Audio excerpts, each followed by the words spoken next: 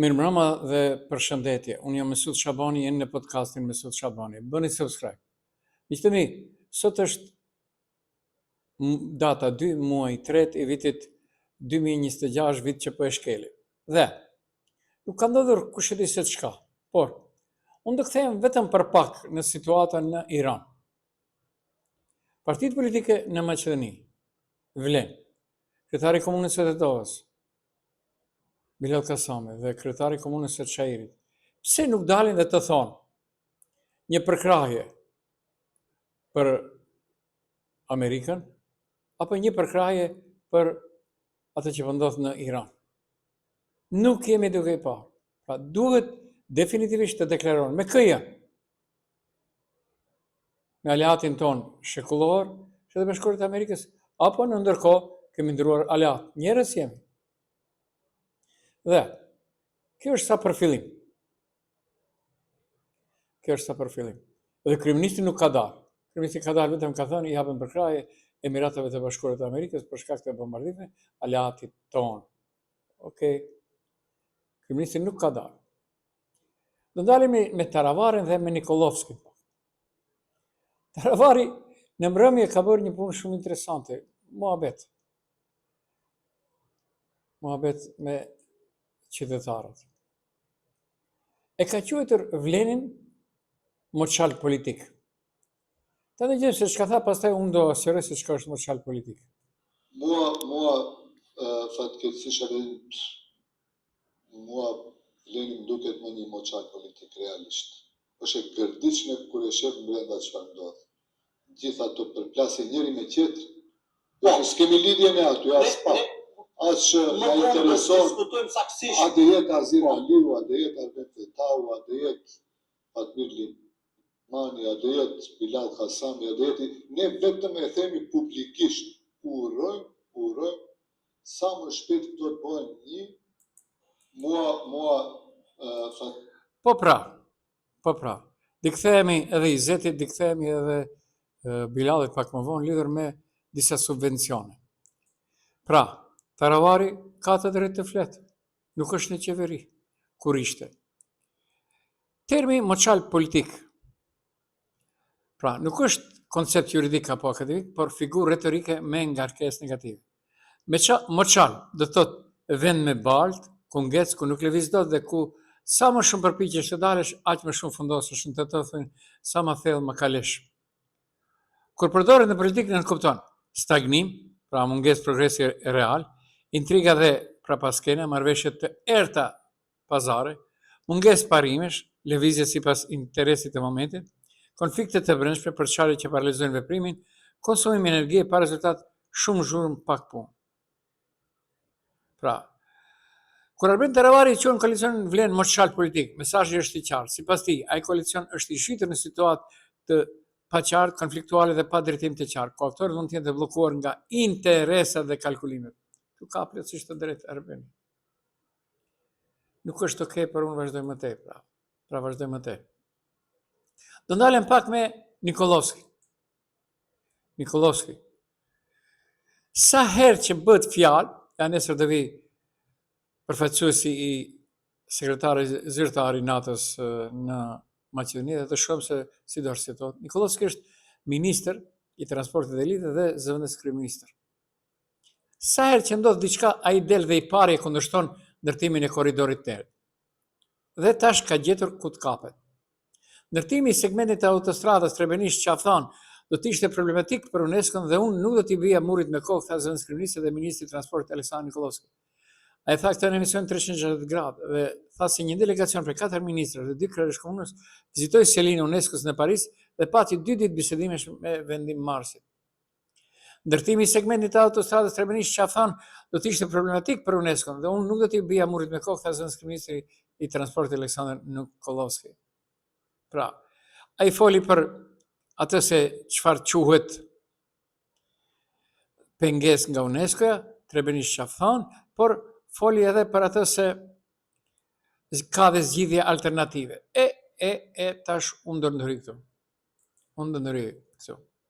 Kur ai bëhet i mençur, unë më tepër se ai kam të drejtë, sepse e keni vërejtur. Nikolovski i vetmi në qeveri që del dhe flet publikisht kundër korridorit 8. Arsjetohet me disa gjëra të vogla, a këndej në përgjithë Maqedoninë tjetër vazhdon të ndërtoj autostrada dhe rrugë dytësore. Maqedonia Perëndimore mbetet e thellë. Nikolovski për korridorin 8, si ministër flet për UNESCO, dëgjoni pak me vëmendje, por nuk e ndalon ndërtimin e hotelit të Mjallkovit në Ohrin e mbrojtur nga UNESCO. E keni të telegram.mk hini. Nikolovski nuk i pengon, por i pengon iniciativës 0D, Develop Group i Mjallkovit, fillon ndërtimin e hotelit luksos në Ohër. Grupi aktivist 0D Iniciativë reagoi gjë në rrjetet sociale se Develop Group, një kompani e ndërtimi ish kreu të policisë sekretesar Shumellka, pas një kohë të gjatë pas blerjes së tokës, po fillon ndërtimin një hotel luksos në Kodrën pranë vendit Gorica në Ohër, pas një kohë të gjatë. Hoteli planifikuar po fillon të ndërtohet. Kodra pilzuar më shumë mund nga njerëzit në shekullin e kaluar, ushqit rreth 10 vjet më parë, një sipërfaqe prej 15.778 m2, e pastruar në porosi të Develop Group do Skopje të Mjallkovit, e cila zotron edhe hotelin Marriott në sheshin Maqedonia në Shkup.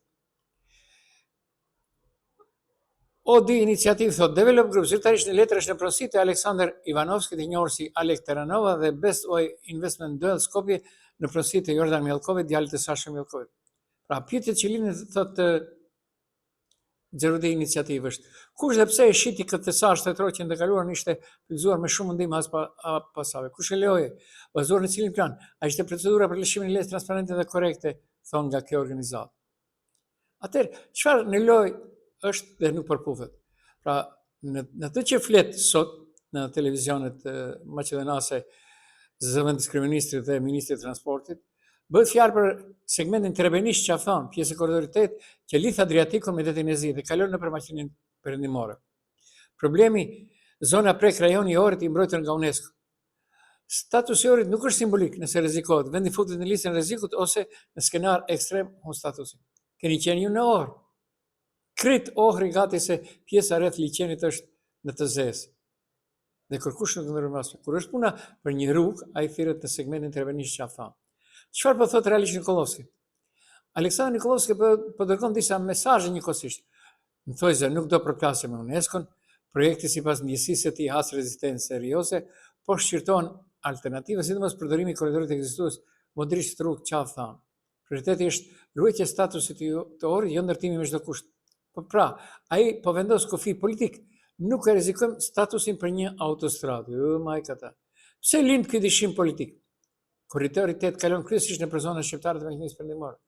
Çdo ngadalësim ose relativizim i projektit lehtësohet politikisht si në vlerësimin e infrastrukturës në perëndim, prioriteti i dhënë projekteve për lindje korridorit 8 për shembull, justifikim teknik për një vendim politik. Por duhet ndarë dy gjëra. A ka realisht për rrezik për UNESCO-n? Ka pasur paralajmërime serioze prej vitesh për urbanizëm dhe ndërtimet rreth liçenit. Shkoni në Ohër, unë kam qenë çdo vit nëpër seminare. A mund të përdoret kjo si alibi për të mos e bërë autostradën? Edhe kjo është e mundur politikisht. UNESCO nuk është kundër zhvillimit, por kundër ndërhyrjeve që cenojnë vlerën universale të trashëgimit. Nëse trasea e re prek zonat të ndjeshme ekologjike ose arkeologjike, ato kuptohet se do reagojnë. Dhe ka mundësi që të hiqen të gjitha nga ai vend. Nuk është sefte. Alternativa që përmend ministri për mësimi rrugës ekzistuese është kompromis klasik, zhvillim po, por jo autostradë re në korridor të ri. Çfarë duhet parë me kujdes? A do të publikohet mendimi me shkrimi UNESCO-s, Nikola? A do të ketë transparencë mbi variante teknike, a do të ketë studim të pavarur mjedisor? Nikolovski po zgjedh në thojza prestigjin ndërkombëtar dhe shmangjen e konfliktit me UNESCO-n mbi perspektivën e korridorit 8 në atë segment. A është kjo vendim racional për trashëgiminë apo kalkulim politik për të mos investuar në perëndim? Kjo varet nga faktet që ende nuk janë bërë publike. Pra, çfarë nuk do gjejmë në atë që quhet politikë bërje në Maqedoni? Vleni hesht, vleni, sepse vleni hesht përveç për korridorin 8, vleni hesht për autostradën Tetovo-Prizren, vleni hesht për kodrën e diellit. Por vleni hesht edhe për luftën në Iran dhe për krajin e kujt po e. Ka dalur, të gjithë e dim se Znami bën politikën zyrtare të qeverisë atë që nuk e thot Mickovski, dalin e thujnë ata, dhe pastaj Mickovski e zbut e lan e lyn. Është e papranueshme që Artan Grupi të jetë në arrest shtëpia, tha mbrëm kryetari i lëvizjes Nam Maksim Dimitrievski.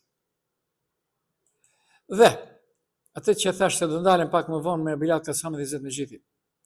Ka një shprehje. Bilal Kasami dhe Izzet Mexhiti nuk banojnë këtu. Të dy janë kryetarë të dy komunave më relevante shqiptare në Maqedoni.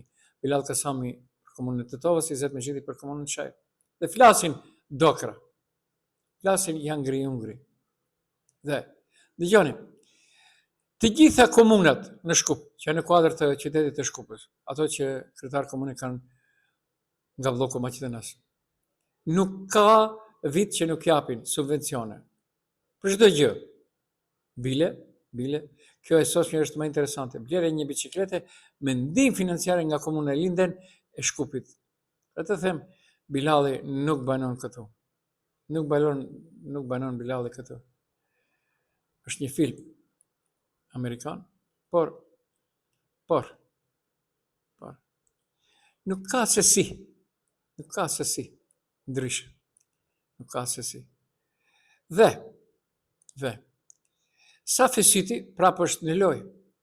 Dëgjoni miqtë e mi, 19.066 kundërvajtje në shkurt, 18.170 për të kalim shpejtësie. Sot më ka treguar një qytetari të Tetovës, taksi vozitës, tha, jam në Shkup dikun, para kalon një motor me shpejtësi të madhe dhe më vjen mua mesazhe se keni kaluar, për arsye se motorit se një marrën tabelat përpara nuk i ka as pa mas. Pra, gjatë muajit shkurt janë regjistruar dhe është duke hekur, duke vrapuar në përgjitha gjykatat e Shkupit. Nga periudha 1 deri në 28 shkurt, nga sistemi Safi Syti në zonat e qyteteve ku janë vendosur kamerat, janë regjistruar gjithsej 19.066. 19.066. Janë marrë dhe shumë vetura edhe në Tetovë gjithandej. Për atë që po ka te kalime, unë jam për atë. Mirë po. Vazhdon. Pra, në Gjorgje Petrov, prapë të ndalëm te Bilal Kasami. Gjithë ata të cilët për parë herë duan të marrin lejen e vozitjes nga 10.000 denar subvencion nga komuna e Gjorgje Petrov.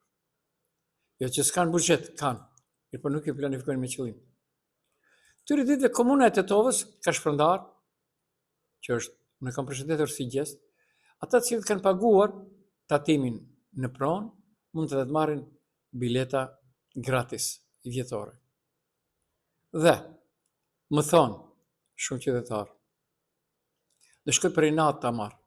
Pse? Sepse mund bëhet manipulime. Këta të vleni t'u hapin njerëzit vetë, sepse dëshojnë se një kohë kur kush nuk shkon t'i marrë dhe do thujnë pre neve keni gratis ose mund të marrin nga 1.000 denar. Çfarë del? Pra, aksham pazari. Shkoni merrni njerëz, nëse keni paguar, shkoni merrni. Të mërzitet Bilali se nuk ka lëvizje aq të shumta të transportit, të autobusave që lëvizin. Të mërzitet. Dërsa për këtë se komuna e Gjorgje Petrovës ka merituar vendim për dhënien 10.000 denarë për shoferët e ri, më i kallzoni Bilalit se preket, unë ta kishëm ditë se preket, moti dhe kishëm prekur. Çfarë nuk do të dëgjosh për politikë bërëzve shqiptarë? Çfarë nuk do të dëgjosh? Ai i cili vërtet është fenomen në skenën politikë bërëzve, nga rruga drejt zëvendës kryeministër, Arben Fetaj mbetet pa asnjë deputet. Dhe Mimoza Musa dhe Ilir Demiri dhe zëri ashës në Vlen. Kështu thanë të Azir Aliu, ministri i shëndetësisë. Dhe le për të kuptuar kjo. Dini pse? Ilir Demiri, a ka parti që s'ka qenë? Ka. Përmbaruesit morën qytetarëve, unë mund të them, jo 100%, po kam informacione nga të Vlenit se ai është dorë zgjatur e besës. Përmbaruesit u morën qytetarëve mbi 137 milion euro në vitin 2025. Dhe njerëz unë paguani, çfarë nuk do dëgjesh në Maqedoni? Çfarë nuk dëgjesh? Ka reaguar edhe Fatmir Limani, thot Vleni si 4 gjelat që spranojnë kapedan. Tamam e ka. E di më së miri këtë situatë. Universitetet universitetet në Maqedoni. Reaguan, është një shprehje e urtë popullore, kur u erdhi veza. Reaguan, sepse po u kërcënohet largimin nga vendet e punës. Pra, deri atëherë nuk reagonin, mendonin se do kaloj. Okej, nuk është okej, por unë për fund këtu ju përshëndes. Mos u mërzitni, ja. Do vazhdojmë si thot Arben Taravari edhe viteve të tjera. Ishit në podcastin e Mesut Shabanit, unë jam Mesut Shabani, bëni subscribe.